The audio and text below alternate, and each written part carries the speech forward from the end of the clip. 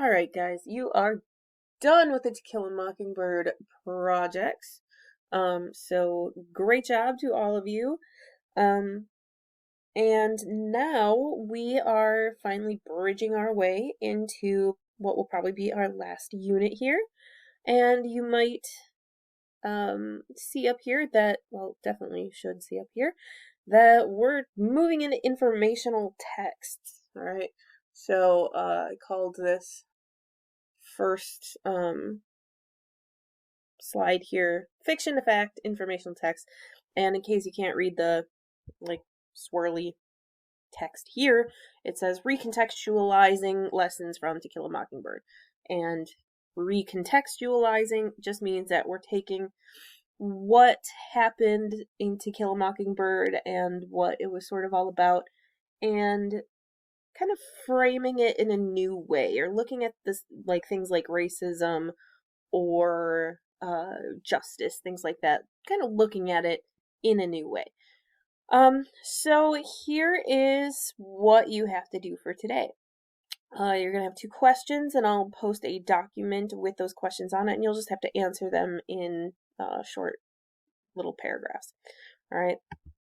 So, we're going to write on.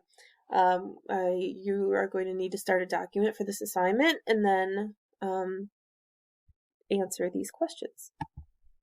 So, first question that you are going to need to answer on your document is, why do you think To Kill a Mockingbird is the most taught book in high schools? What lessons come from it that society needs kids to learn? So, I know we've talked about this in class a little bit back when we were still in, and if you can remember what we talked about then, definitely use those reasons and examples. But as for like the second part of the question on this, don't just think about like what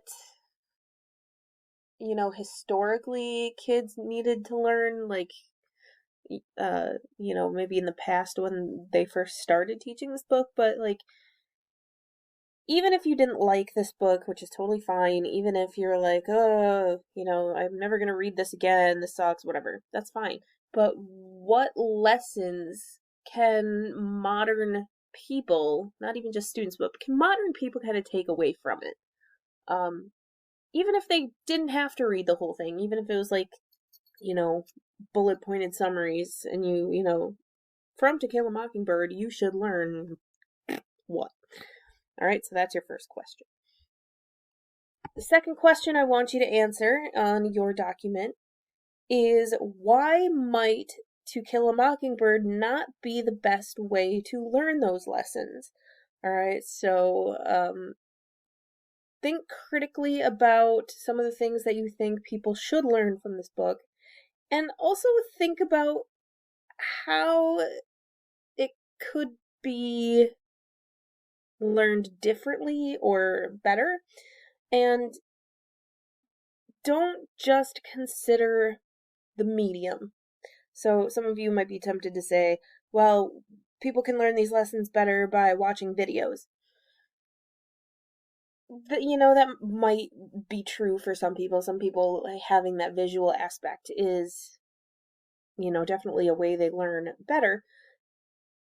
But also think about, like, what the message is, who's sending the message, how maybe to get that message to ingrain itself deeper, how not, it might, how do I say this?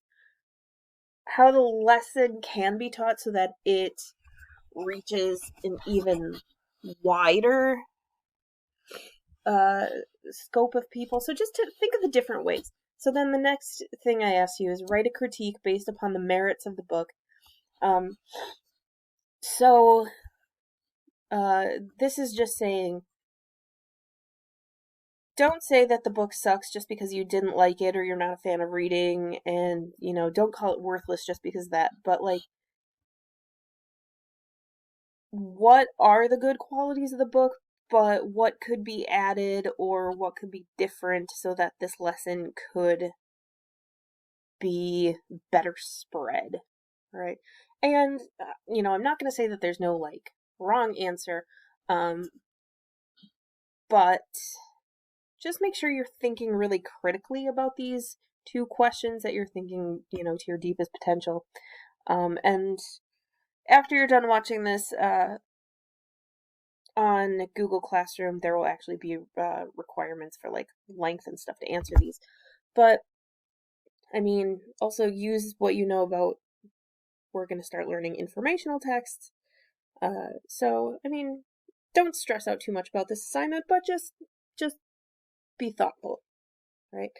So last thing I want to say is, because we are done with the To Kill a Mockingbird unit, I am very proud of all of you for taking a project that, usually I'm sort of on the front lines of the stuff. I'm in the classroom, bouncing around from person to person, helping you out.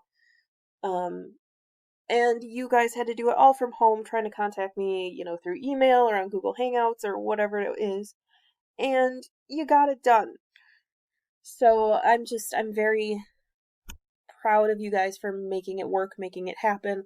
Also, I'm going to be a little more flexible than I usually would have been with my grading, since, you kind of had to cobble this together, on your own steam, and, without me being there to, sit down and explain, right next to you. So thank you guys for making this also a pleasant experience for me.